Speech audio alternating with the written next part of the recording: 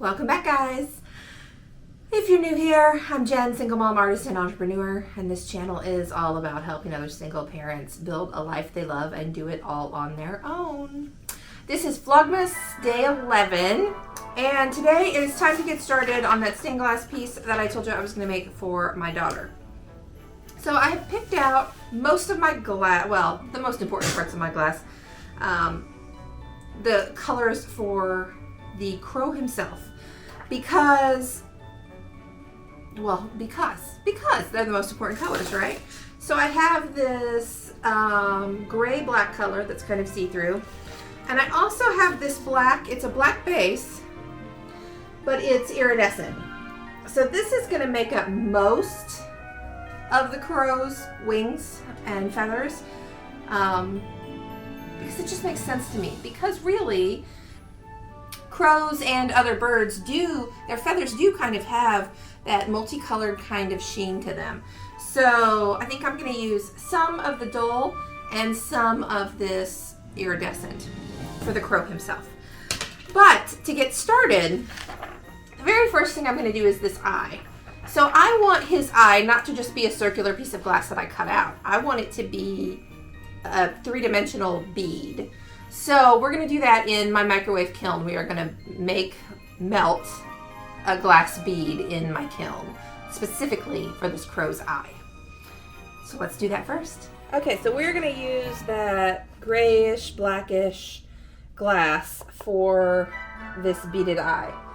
And what I'm going to start with is I'm just going to cut a small strip. Oop, can't get a hold of my ruler here. I'm going to cut a small strip of it, and we're going to layer it so that we can melt it to be an eye.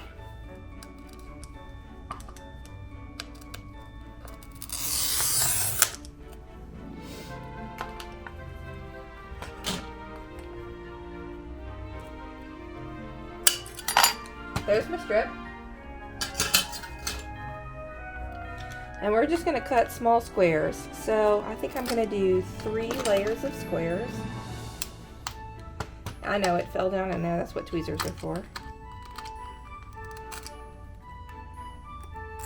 And that should be enough, I think, to get what we want. So, find my tweezers here. Okay, so this is my base for my microwave kiln. We're going to just put our glass squares in. We're going to kind of layer them opposite each other. There are lots and lots of different ways you can do this. Some people use kiln glue to hold their pieces in place. I just don't. I never have yet. Maybe someday I will.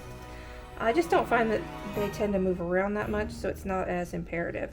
You know, on second thought, I think 2 layers is actually going to be enough to get me the size eye that I want. So even though I could cut these into actual circles, generally speaking, you don't have to, because glass automatically wants to, when you melt it, wants to puddle into a little circle. So it shouldn't need to be cut into a circle if I'm just making a rounded bead puddle, which is what I'm doing. So let's get it in the kiln. Okay, so here's my microwave. I'm going to open it before I fix this. Of course, when I set this down over here, it moved. I'm going to set it in my microwave so I can make sure it stays the way I want it. And it has. Move you down a little so you can see better. And then I'm going to put the kiln lid on carefully. And then I'm going to start my firing.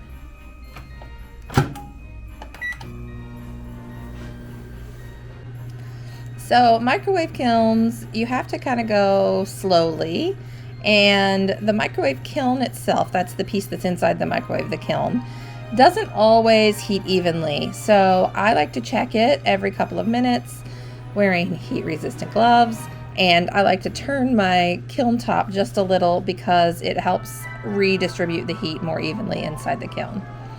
So as soon as the timer goes off, that's what we are going to do.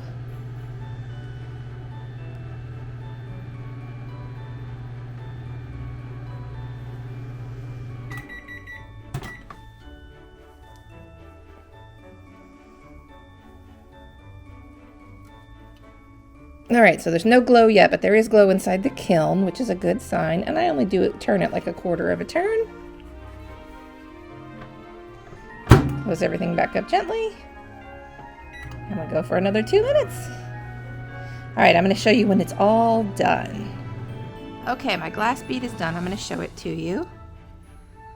Ta-da! Obviously, you do not touch this with bare hands, ever, ever, ever. We are gonna leave it inside that kiln to cool. This process is called annealing, and it takes at least 30 minutes, sometimes a little bit longer, in order to make sure that your glass cools slowly so that it won't break and crack. If it cools too quickly, it just basically destroys itself. So these are other little blobs or some things I've made recently. I was trying to make pumpkins and they were a fail. And this white powdery stuff is the kiln paper. It kind of disintegrates after it's fired. And yeah, it's just a dusty mess. I just need to clean it up. All right, we will move on to cutting glass. Okay, so I went through and I numbered the primary blacks on the bird. I'm going to do this darker color in anything that would be an undercoat kind of wing. So I'm going to do the under part of the beak is going to be the uniridized. This part is going to be uniridized, and these two are going to be uniridized, as well as these two. The rest of it is going to be iridized glass, because those are parts of wings that would naturally catch the light from the sun above as a bird was just sitting there. So let's get started.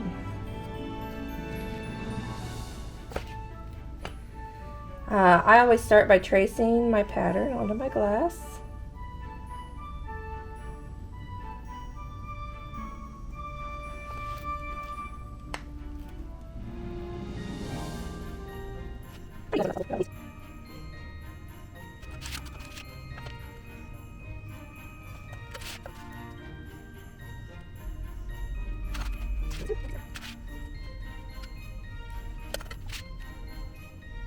I'm just remembering that I can't see through this black back iridescent glass.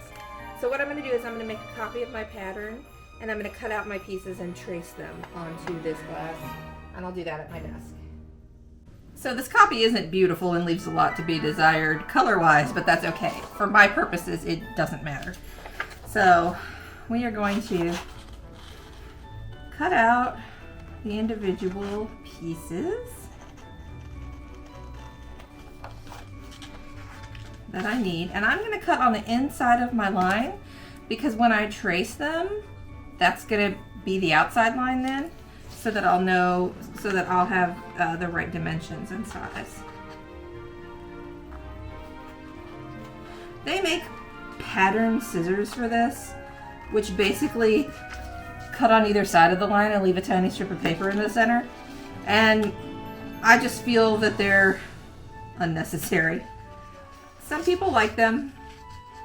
If you're one of those people, awesome, use them. I just personally find them to be unnecessary and not something that I prefer to use. So.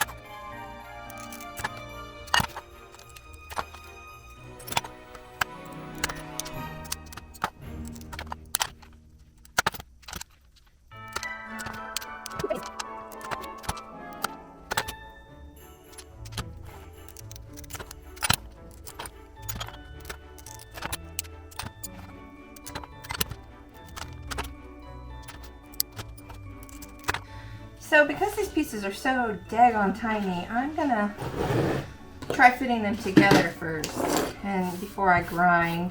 And I may not grind a whole lot on them, to be honest.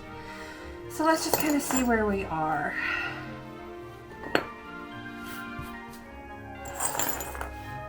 I just want to kind of see if they're going to fit together, you know, about the way that I expect before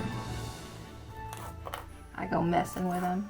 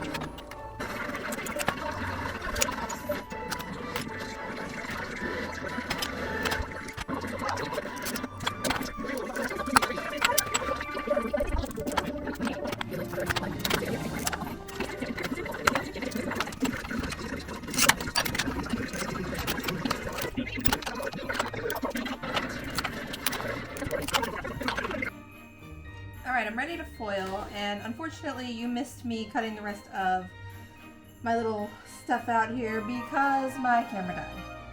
So, yeah, that happened. Sometimes this is life, right? We just make the best of it.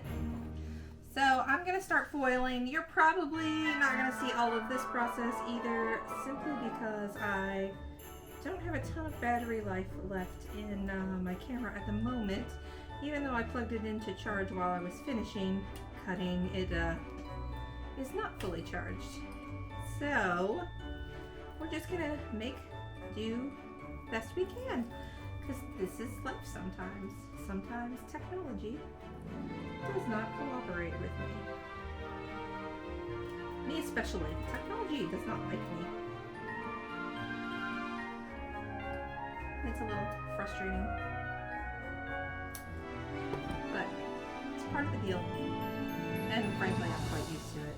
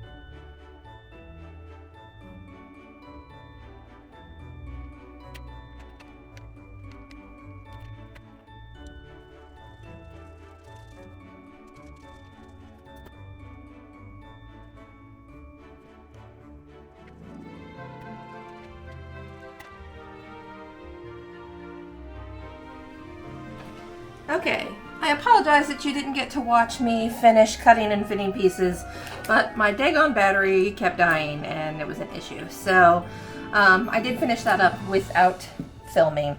But you get to watch me solder today, which is most people's favorite part anyway. Right? So here we go.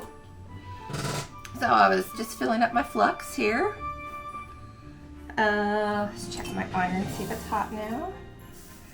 It is ready to go. All right. Whoop. I know better than to touch that part. Get it together, Jen. All right. So we're just gonna get to it.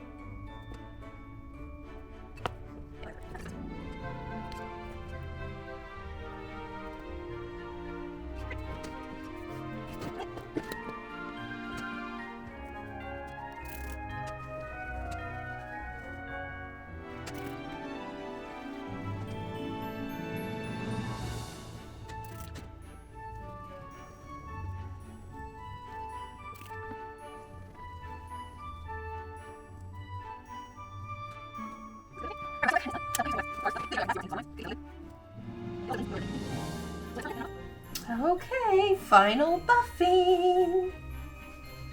It's always amazing to me what a gigantic difference the wax and buffing process makes. Like, it's just, it makes it so shiny and stunning. It's just unreal. Okay, I already did the front side because I got ahead of myself. Look how pretty! All right, so there's her crow. I think she's gonna be happy with it. So, what do you think? All right, I'm gonna clean up my mess and get on to other things. All right, so the crow is done. So there's one Christmas gift down. I do still have some ornaments to make for an order that was placed, and otherwise my glassing is done for the year, I believe. That's okay though, because there's plenty to do next year. All right, thanks for joining today. See you tomorrow.